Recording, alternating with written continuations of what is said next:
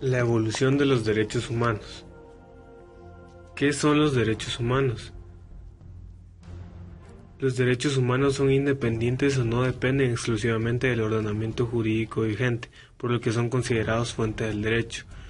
Una vez que nacemos, ya adquirimos nuestros derechos humanos, pero ¿cómo se formaron los derechos humanos que conocemos en la actualidad?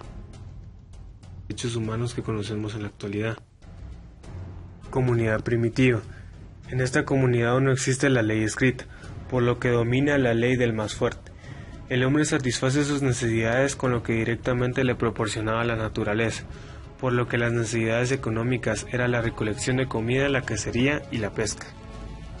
El hombre era nómada desde un principio. Como dependía mucho de la naturaleza, seguía el sauce de los ríos buscando los climas más favorables. Y la producción era de autoconsumo, ya que su organización era muy atrasada, lo mismo que sus instrumentos de producción, por lo que su producción era tan poca que apenas les alcanzaba para subsistir.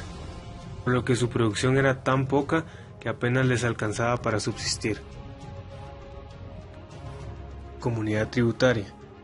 Lo que podemos encontrar en esta comunidad son varios códigos que nos dan el ejemplo de cómo se castigaban a las personas por los incumplimientos de las leyes.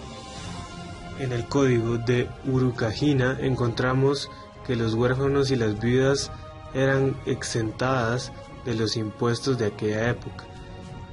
La ciudad estaba obligada a pagar los gastos de los funerales y los ricos pagaban plata a los pobres y los prohibía obligarlos a vender. En el Código de Hammurabi encontramos 282 leyes que estipulan que hay un castigo para cada incumplimiento de ley. Dichos castigos incluyen la pena de muerte, la desfiguración y la filosofía del ojo por ojo. Y el Código de Urnam también contempla de que cada incumplimiento de la ley tiene un castigo, pero él lo hace con compensaciones económicas y no en daños físicos, a diferencia de Hammurabi.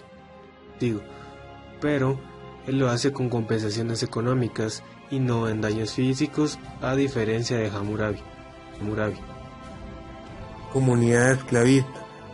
Desde Grecia hasta Roma, así como su nombre lo dicta, las personas han perdido sus derechos y se han convertido en objetos, tanto comerciales como intercambiables. Lo que podemos decir de los derechos humanos de esta comunidad está el Código de Dracón, con el cual mediante recopilaciones y publicaciones de las leyes existentes intentó quitarles a los nobles la facultad de juzgar arbitrariamente. Dracón fue autor solo de una pequeña parte de estas normas, centrándose al parecer en el derecho común y las penas contra el homicidio como forma de terminar con las venganzas familiares, tanto así que se le llevó al exilio a Egina, donde murió.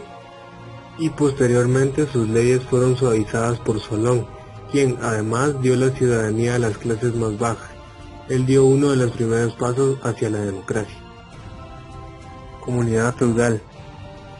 En esta comunidad encontraremos los estamentos sociales, comenzando por el rey en la punta de la pirámide, luego la nobleza y el clero, seguidos de los caballeros y por último los siervos, que generalmente eran campesinos y estaban sujetos a las tierras del rey, de la nobleza o del clero. La Carta Magna tuvo lugar en esta comunidad y obligó al rey Juan sin tierra a renunciar a ciertos derechos y obligar a respetar otros, determinados procedimientos legales, reconociendo así que la voluntad del rey estaría sujeta a la ley, y esta misma favorecía a los nobles y burgueses ingleses. Comunidad capitalista. En esta comunidad, los derechos humanos toman lugar en tres hechos importantes de Inglaterra. Uno de ellos es la Petición de Derecho, la cual fue concebida en 1628. Fue un importante documento constitucional que establece garantías concretas para los súbditos que no pueden ser vulnerados por nadie, ni siquiera por el rey. La petición contiene restricciones sobre impuestos no establecidos por el Parlamento, encarcelamiento sin causa y restricciones en el uso de la ley marcial.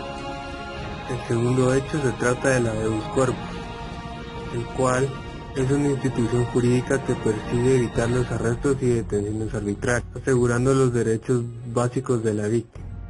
algunos de ellos tan elementales como estar vivo y consciente, y ser escuchado por la justicia y poder saber de qué se le acusa. Para ello existe la obligación de presentar a todo detenido en un plazo preventivo determinado ante un juez, quien podría ordenar la libertad inmediata del detenido si no se encontrara motivo suficiente del arresto. Y el tercer hecho es la Declaración de Derechos, los cuales han recibido históricamente los documentos de carácter político en que se enumeran los derechos y libertades considerados esenciales. Las declaraciones suponen una voluntad de protección de los derechos contra la posibilidad de abusos del ejercicio del gobierno, de modo que el poder político queda ciertamente limitado para quien lo ejerce.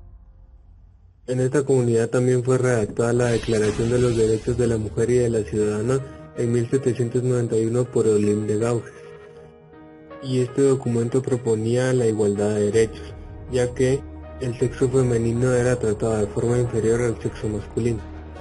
Y por último, como consecuencia de la Primera Guerra Mundial, la Sociedad de las Naciones Unidas impulsó los convenios de Ginebra sobre la seguridad, respeto y derecho mínimo de los prisioneros de guerra.